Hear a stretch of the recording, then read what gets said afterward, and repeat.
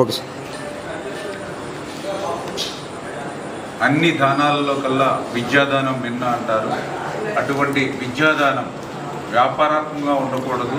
సేవా దృక్పథంతో ఉండాలనేటువంటి ఆలోచనతో మన నర్సాపురం పట్టణంలో సూర్య విద్యా సంస్థ, మన ఘంటసాల బ్రహ్మాజీ ఒక సేవా దృక్పథంతో నెలకొల్పి ఒక అత్యున్నతమైనటువంటి విద్యను అందిస్తూ మంచి ర్యాంకుల్ని ఈరోజు రాష్ట్ర వ్యాప్తంగా అందిస్తూ, ఎందుకంటే ఇప్పుడే మనం చూసాం ఎంసెట్ 2026, ఇప్పుడే నేను చూస్తుంటే 5,000, 6,000 అంటే 10,000 లోపు ర్యాంకులు ఈవేళ మరి ఆ యొక్క సూర్య విద్యా సంస్థలు ఇచ్చి, అంటే ఈరోజు టాప్ యూనివర్సిటీస్ లేదా టాప్ కాలేజెస్లో ఈరోజు ఆ సూర్యలో ఈ ఎంసెట్ ప్రిపేర్ అయ్యి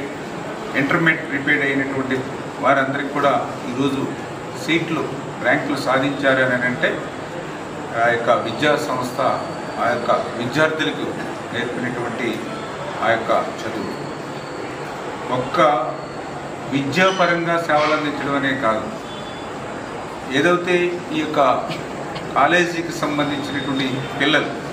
ఎందుకు ఈ మాట చెప్తూ ఉన్నానంటే ఏనుగువారి లంక మా కాన్స్టిట్యున్సీకి సంబంధించి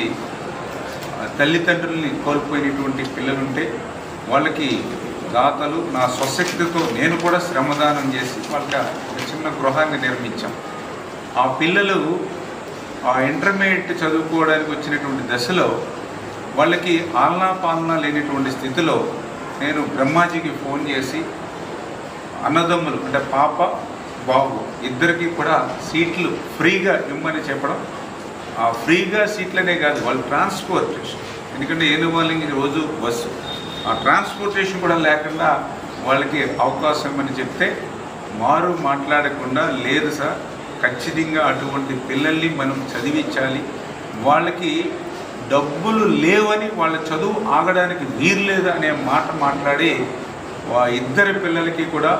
ఫీజే కాదు బస్సు సంబంధించినటువంటి ఛార్జెస్ కూడా లేకుండా మరి వాళ్ళని చదివిస్తుంది. ఈ రకంగా ఒక నాణ్యమైనటువంటి విద్యను, విలువలతో కూడినటువంటి విద్యను సూర్య సంస్థ ద్వారా అందించడమే కాకుండా ఈ రకంగా సేవా దృక్పథంతో కూడా 10 మందికి ఆదర్శంగా స్ఫూర్తిగా నిలుస్తున్నటువంటి సూర్య విద్యా సంస్థలు భవిష్యత్తులో మరింత ఉన్నతమైనటువంటి స్థాయికి చేరుకోవాలని, ఈ సూర్య విద్యా సంస్థలో చదువుకునేటువంటి విద్యార్థులందరూ కూడా మంచి భవిష్యత్తు ఉండాలని చెప్పి మనస్ఫూర్తిగా నేను కూడా కోరుకుంటూ ఉన్నాను.